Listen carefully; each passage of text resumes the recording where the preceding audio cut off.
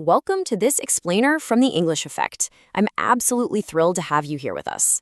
Today, we're exploring one of the most universal, pull-your-hair-out challenges in modern global management, and that is motivating teams.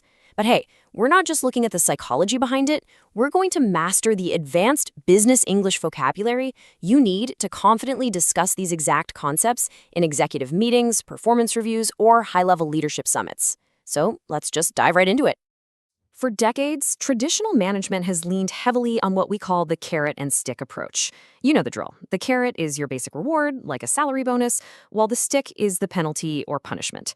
But here's the thing. Modern research is showing us that this approach is basically failing. Sure, it works perfectly well for basic, repetitive tasks, but it's fundamentally flawed when it comes to the complex, creative work we're all doing today. And that brings us to our first crucial business English term, extrinsic motivation.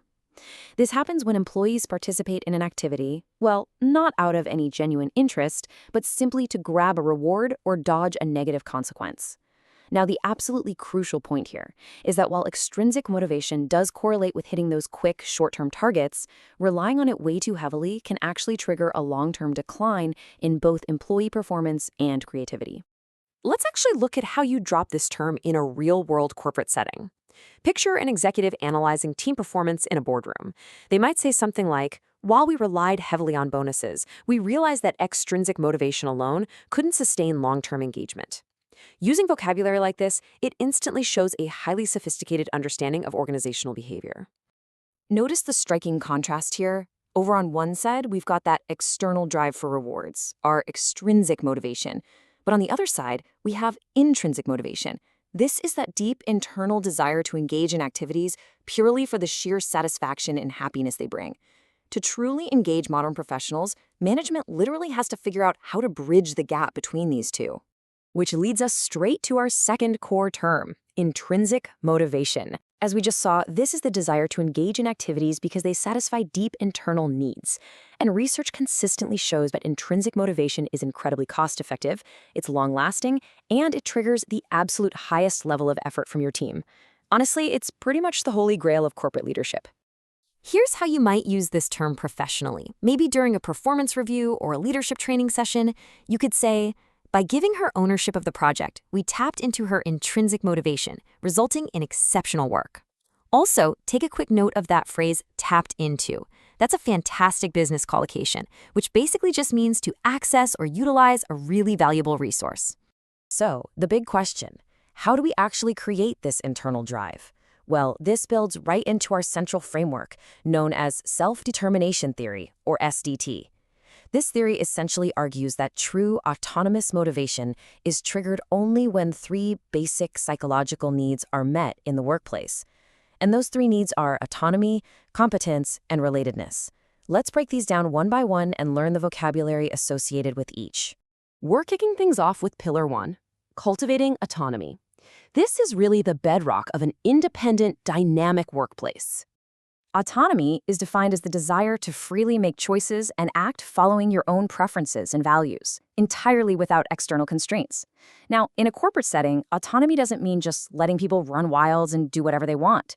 It's actually about giving them the agency to set their own goals, decide their behaviors, and really feel independent while exercising control over their work. A closely related professional term you absolutely need to know here is empowerment. Empowerment means giving your employees genuine opportunities to express their views and ideas.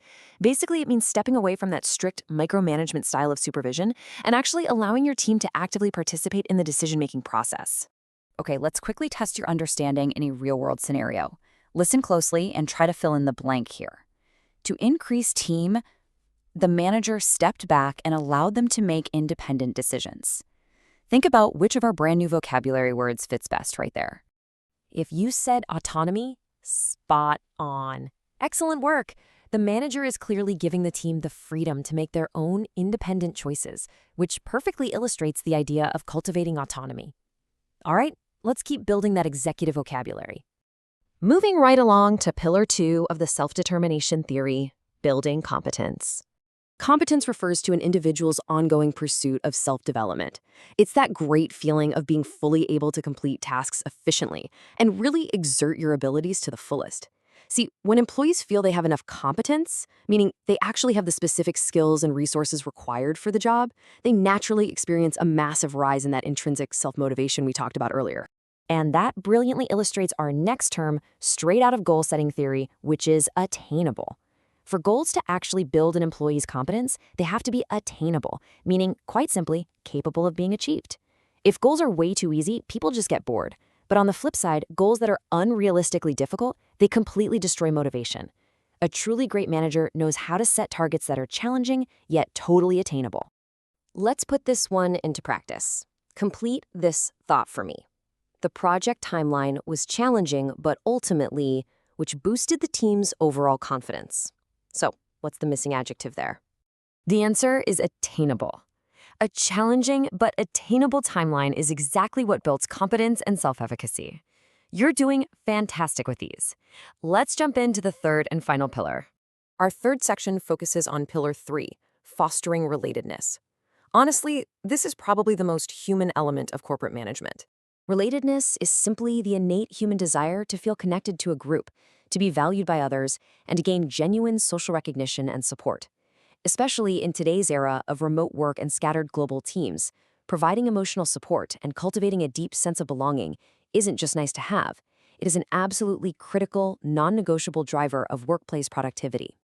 Now, a highly advanced business term that aligns perfectly with relatedness is affiliation.